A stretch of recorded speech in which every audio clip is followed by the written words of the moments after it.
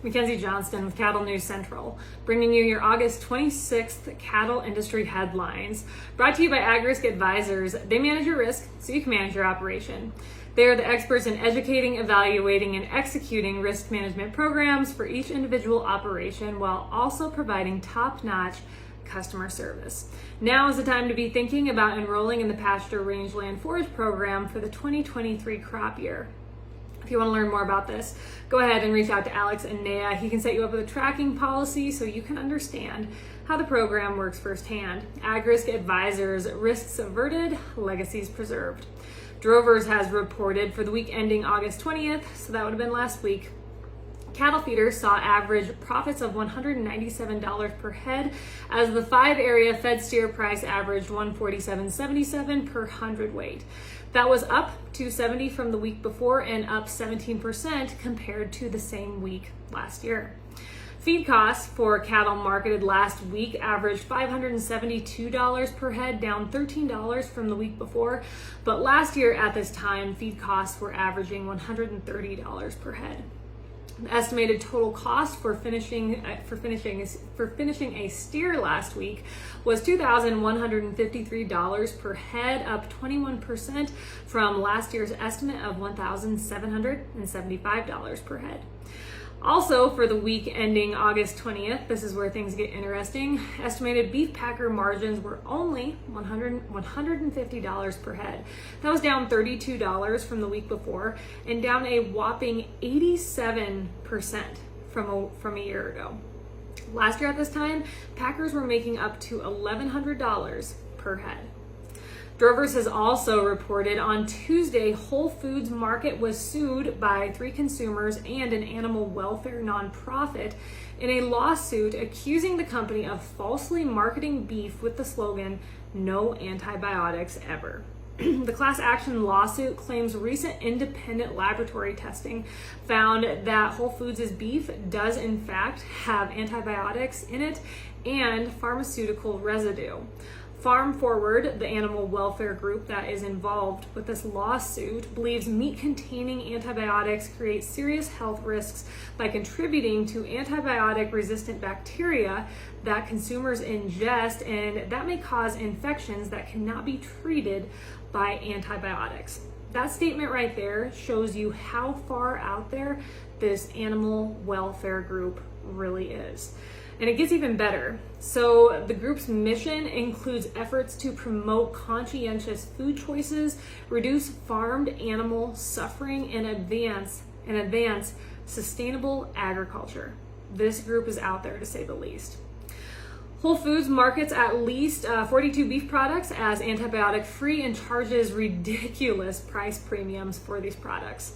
The plaintiffs want Whole Foods to correct how it markets its beef and pay unspecified compensatory and punitive damages to consumers who overpaid for the products. This update is also sponsored by 4T Ag Insurance, your go-to contractor for ag insurance. Colt Tritt, he is the owner and operator of 4T Ag. He is a one-man show. He himself ranches, so he understands all the risks that go along with the livestock industry. 4T Ag, they offer LRPs on both fed and feeder cattle. They offer PRF insurance and just about any other insurance option out there. If you want to learn more, head on over to www.4taginsurance.com. Meeting Place has reported the National Chicken Council, NCC, is expressing strong opposition to a USDA proposal to change the current poultry grower tournament system with the intent of making the process more transparent. God forbid we have more transparency. The proposal includes a new set of disclosure requirements to establish the rankings and subsequent payments to poultry growers. This is what we need when it comes to the tournament system with our poultry growers.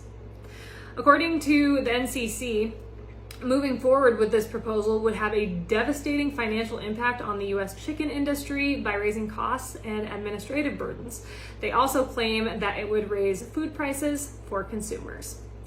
News 24 has reported Botswana has suspended all exports of cattle and related meat products due to a suspected outbreak of foot and mouth disease. The suspension comes a week after neighboring South Africa took a similar step to halt the spread of the disease as it runs rampant in that area. Cattle exports are a key source of foreign currency for Botswana, right after minerals and tourism.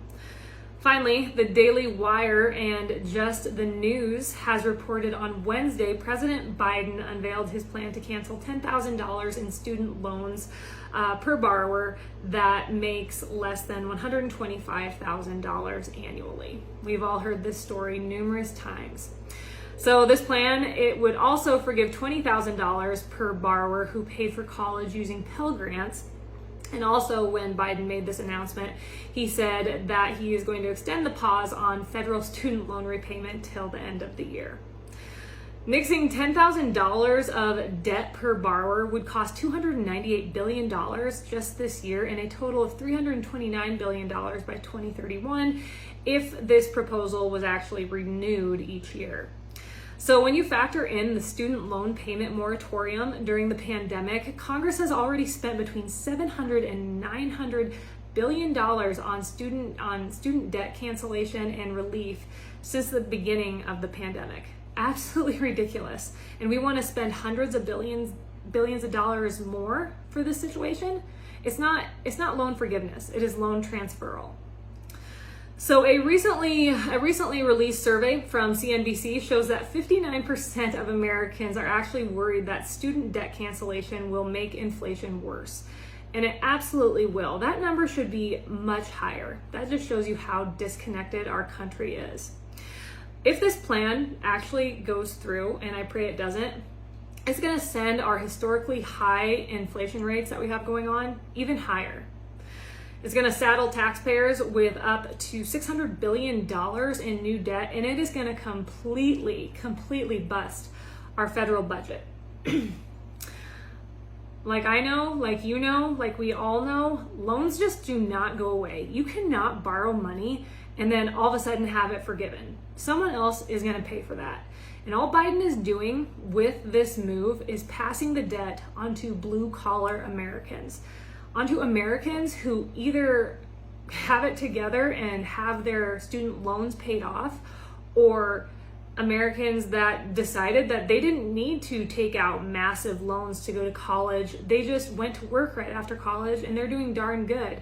But they are still working their butts off to keep things together because inflation rates are so high. These are the folks that are going to have to pay this off. It's absolutely ridiculous. And handing out money is not the answer. It is never the answer. This administration is literally just an administration that just keeps giving, just print more money, hand it out. But the problem isn't the fact that we're handing out the money. The problem is that we're not fixing the system. The problem is we funnel all of our kids through college. There is this mentality in America. If you want to live a good life, you need to go to college. You need to take out these massive loans. It's ridiculous. And they get through college 4 years later and they walk across the stage with a piece of paper that says they got a degree in something that doesn't matter, that's not going to help them get a job. It is ridiculous that this is what we expect from our young people in America. The whole idea needs to change. We cannot just continue to just hand out money. Let's just make college free. Let's see how good that works for our country. That is all I have for you guys this morning. I hope everyone has had a good week. Hopefully some of you folks caught some rain over recent days. It just missed us, but it's cooled off a little bit, so I cannot complain. I will see you all on Monday morning. You guys have yourself a wonderful weekend.